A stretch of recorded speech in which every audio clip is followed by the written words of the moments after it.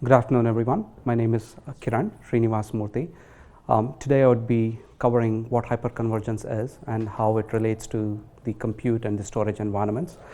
If you really look around, you would be hearing quite a bit about hyperconvergence. Everybody talks about hyperconvergence. Just want to demystify what that really means and how it relates to storage, how it relates to compute. So that's essentially what we cover.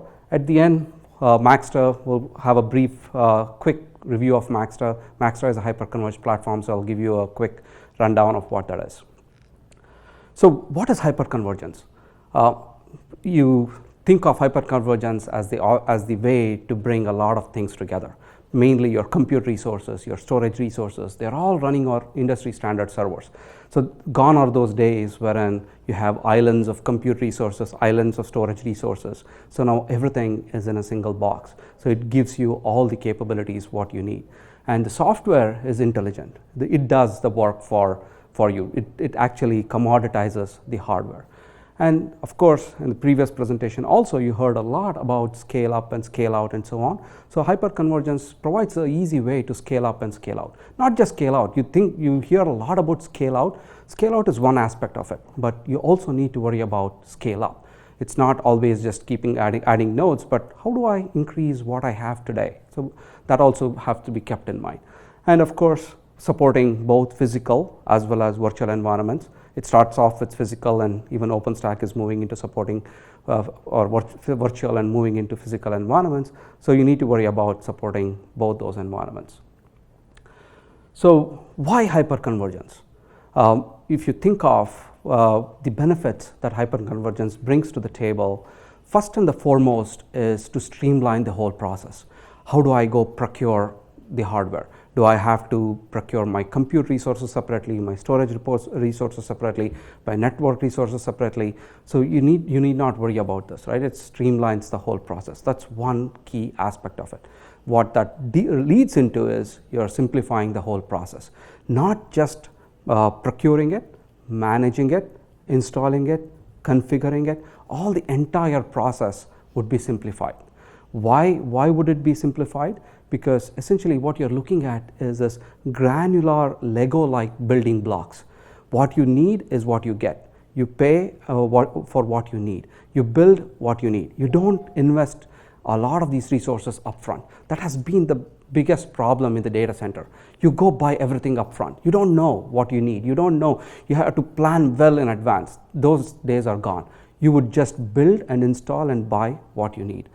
And the other important aspect also is about being able to leverage the newer technologies. We have heard a lot about Flash, right? I mean, Flash gives you better IOPS, better performance, get better resiliency. So how do I take advantage of it? Should I take advantage of it to give me better performance? Should I take advantage of it to just bring reliability into the infrastructure? So essentially being able to use those within the infrastructure and being able to provide the benefits that you need is another key aspect of hyperconvergence. And the last aspect, but not the least, is being able to use commodity servers.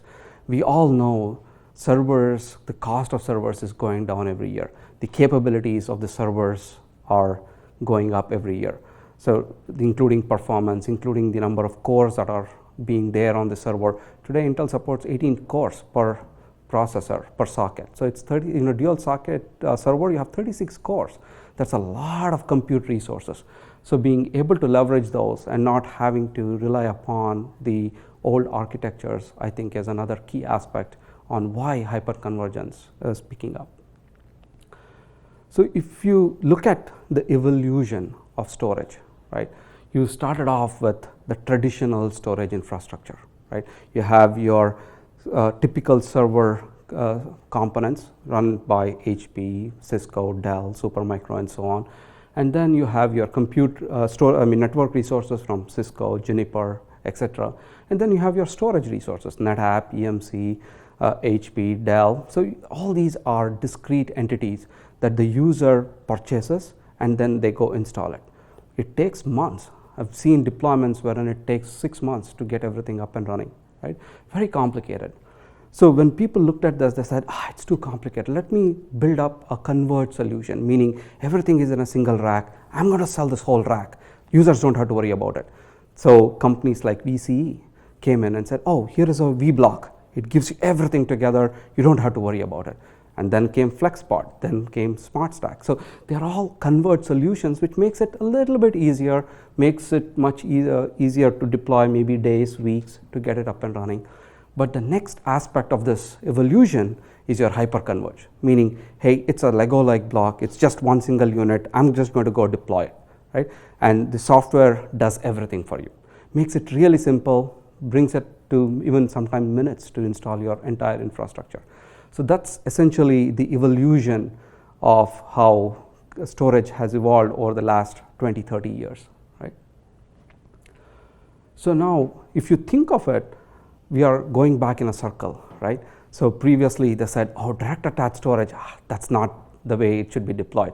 I need to have an independent unit. I'm going to build a SAN infrastructure. That is what gives me the reliability and the performance. And you got your SAN, you got your NAS, and then we are going back in a circle, and now we are saying, hey, direct attach is the right way to go, right? So what makes it different? Well, why is it relevant today? Well, why not 20 years back, right? So one key aspect that has brought into this is around virtualization, right? So now virtualization makes it easier to go deploy, isolate things, and even though it's a direct attach, you can isolate things. You don't have to build such a way that your whole application runs on a single box, right? So that's one aspect.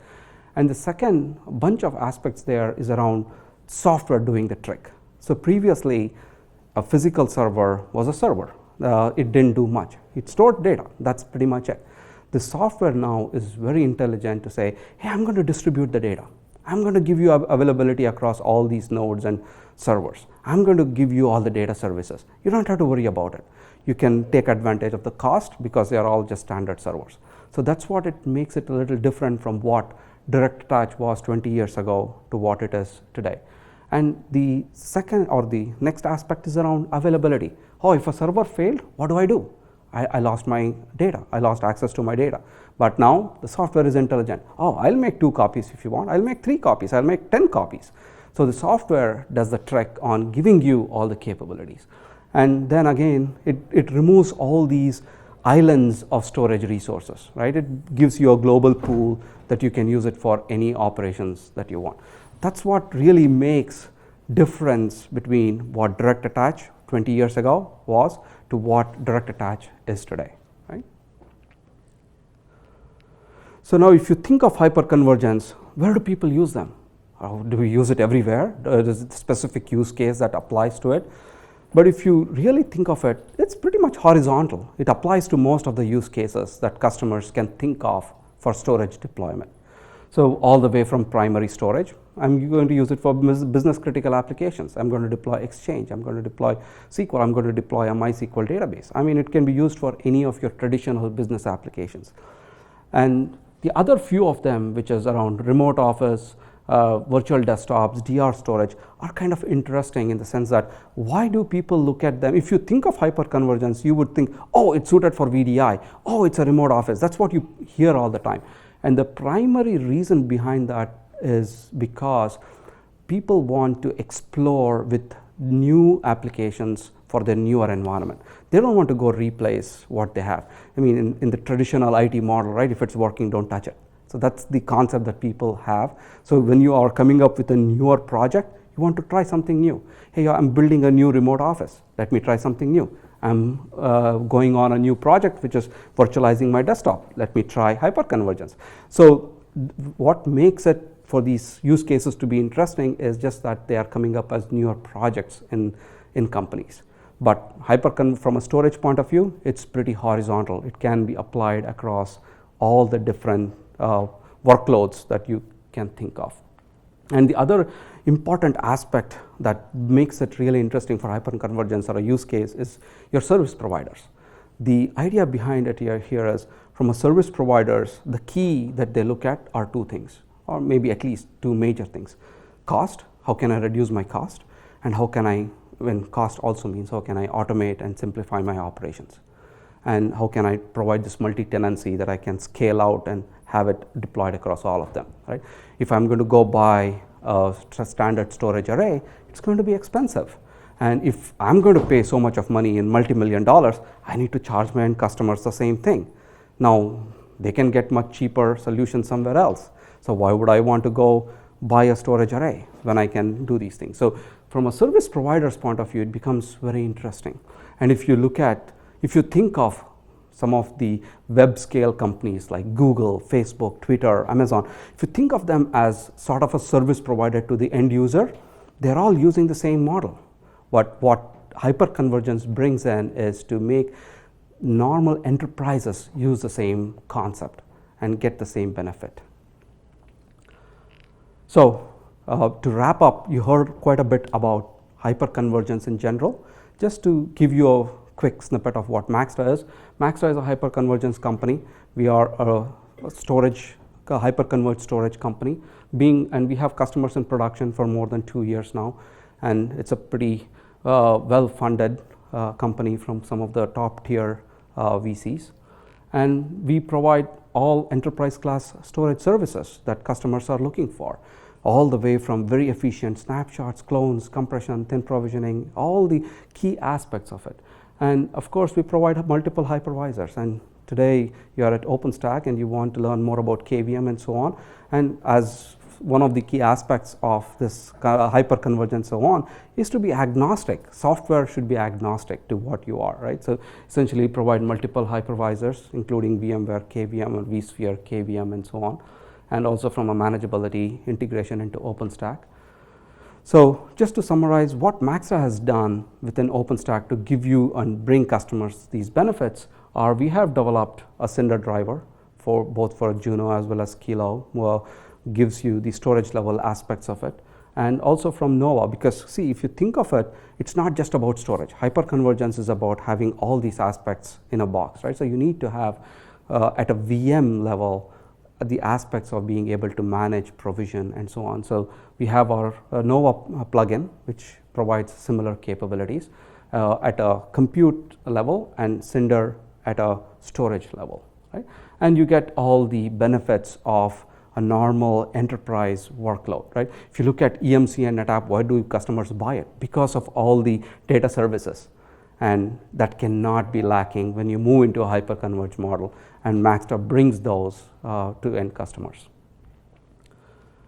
And to summarize, the key value proposition, why would a customer want to look at hyperconvergence, and in particular, why would they want to look at Maxta? The key aspects are giving customers the choice. You can use any hypervisor, you can use any server, you can use any storage devices. You have all the choice that you want. And the second is to make it simple. Do more with less. You want to always do more with less. So it provides you with the simplicity, management at all the VM levels, granularity. You don't have to manage storage independently and so on. And the last aspect is to reduce cost. Everybody wants to save money. There is no business who would not want to save money. So that's the main value of moving into the hyperconverged model, and in particular to Maxta.